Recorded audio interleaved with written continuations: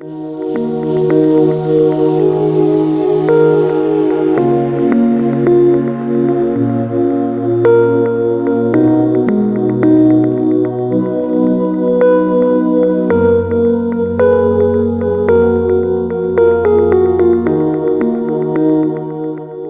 the vast field of the discipline that is popularly called psychology, at least 3 disciplines have actually developed as different from each other as they are autonomous from each other.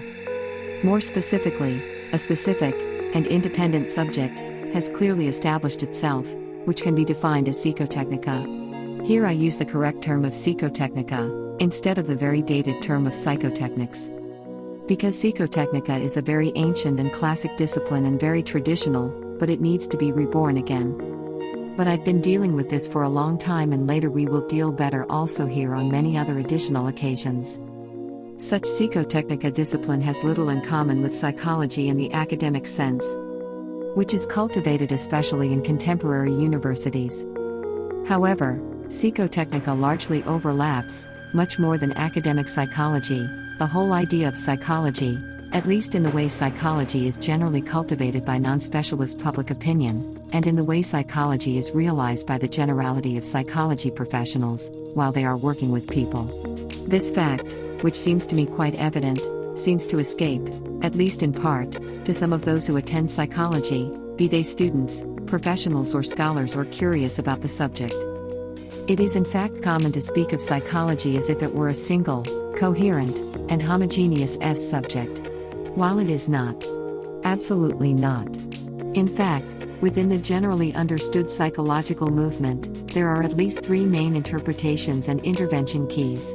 Each key is substantially autonomous, although all the 3 keys often use some common terms, while attributing different meanings to each of them. It therefore happens, at least in everyday use, that at least 3 different subjects are indicated with the same expression. We denote all 3 with the term of psychology. But they are in fact 3 approaches, 3 attitudes, and in fact 3 disciplines, very different from each other. There is a psychotechnica, which stages, according to an artistic key, the creative and evolutionary potential of the mind. Which psychotechnica is separated from psychoscience, which writes the natural sciences of the mind in mathematical language, starting from experiments. Which psychoscience is separated from psychoanalysis, which imagines the philosophical interpretation, or history, or storytelling, of the personal mind, in a literary form. Psychotechnica, psychoscience, and psychoanalysis have coexisted for centuries within the same psychological movement. But each exists and operates on its own, while most of those who deal with these disciplines like to behave instead as if it were a unique, scientific, and cultural, and professional field. A monolithic psychology, which in fact does not exist. This is a misunderstanding that originates from a lack of awareness, a level of widespread culture, but also among some specialists, a typical lack of awareness of the considerable differences that inform each of the many perspectives, according to which it can express the subject, which, in a very general sense, deals with people. This widespread ambiguity, at least for a naive, or non-specialist observer, makes these 3 ways of being, thinking, and acting psychologically much more similar to appearance than they actually are in substance. Such a recurring misunderstanding generates considerable confusion, while limiting the awareness of the special specific qualities that instead characterize and qualify each of the 3 disciplines. The fact is that not everyone is clear about the remarkable diversity that exists between psychology, as a science, which is the only real stated reason for the academic existence of a discipline bearing this name, and the many other forms in which one can interact with human subjectivity.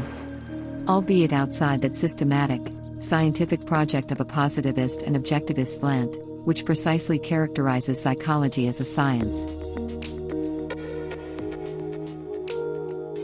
The other forms of psychology, beyond its classically rationalist dimension, are at least as interesting as scientific research, and perform important functions in our culture as well as in our community, but have little to do with psychological science as such.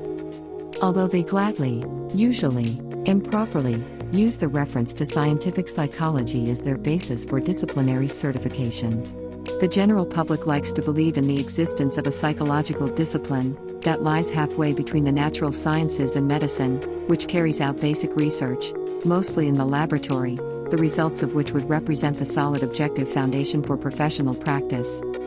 Such applications of scientific psychology would be substantiated in the effective treatment of various forms of mental illness, as well as in providing useful support and counseling for the emotional and behavioral problems that normal people, so to speak, encounter in their daily life. Such a vision of psychology certainly represents a beautiful fairy tale, sincerely appreciated by the most naive of students and instrumentally cultivated by even the most attentive professionals in the sector. Especially because it is the one that sells the most, on a scientific, intellectual, and professional level. But it is also a fiction, unrealistic, and even grotesque, very little founded on both the historical and the scientific level. The reality of the psychological movement is not, in fact, the one I have just evoked. It is not so in the practice of research, nor in that of theoretical study, nor in that of university teaching, nor in that of other related professional activities, nor in that of therapy.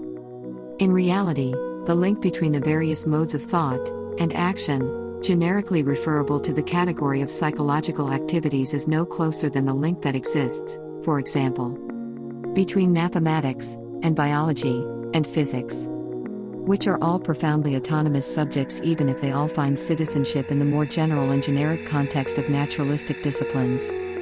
Nor are the various forms of psychology more derivative of each other than are philologies and sociologies and jurisprudences, which also all find citizenship within the humanities. In other words, in the shadow of the psychological flag does not live a specific discipline, but a very varied tribe of experiences, of laboratory, of data, of mathematical calculations, of theories, of stories, of legends, of fantasies, of hopes, of fictions, of boastfulness, of pious illusions, of practices and also of great successes, and important knowledge, which are very different from each other, although they can be considered vaguely related to each other, all gathered under the winning flag of the generic term of psychology. As for me specifically, I must say that, with the passage of time, and my relationship with matter deepened more and more, I realized that the very inhomogeneous nature of psychological movement, a fact that appears to me from always as a simple observation, to some of my fellow travelers and colleagues, it sounds like an original and unexpected discovery. While, in the eyes of some other observers, the recognition of the existence of an independent and autonomous discipline, definable as psychotechnica, separated both from the discipline that can be defined as psychoscience, and from the other discipline that can be defined as psychoanalysis, which are also well separated from each other. It is not presented as an obvious observation, without particular implications, but as a statement of principle that is also provocative, and, in some respects, disconcerting. In short, psychotechnica has always seemed to me like the Columbus's egg. But others testify that they perceived it rather as a kind of insult to the apparently flat nature of the earth, and, in this case, to the apparently flat nature of psychology. At the same time, comparing myself for many years with the very practical nature that characterizes the art of the mind, an operational habit which, for me, now represents an obvious and immediate act, I had the impression, despite the sensation I felt, of operating in totally normal and simple ways, of inventing, or revealing, unusual and unexpected things, compared to what some others generally like to imagine about psychological matter. I therefore believe that I am in fact a mere spokesperson, who highlights in slightly clearer words what is a widespread feeling among many of my colleagues, scholars, and students. The theme of psychotechnica, as a connected but separate discipline from psychoscience, is in fact something that I believe many others have already intuitively thought, for a long time. Trying it many and many times, within themselves, in implicit form, or feeling it as a constitutive part of one's own practical activity, even without translating it into precise statements. So, I wrote all my notes about psychotechnica, simply to give a more complete and a little more lucid form, I hope, to thoughts that are already very widespread and very shared in a relevant part of the contemporary psychological movement. Even if sometimes perceived only in an embryonic state. I find myself, or at least this is my clear impression, once more carrying out the most typical of psychotechnica functions.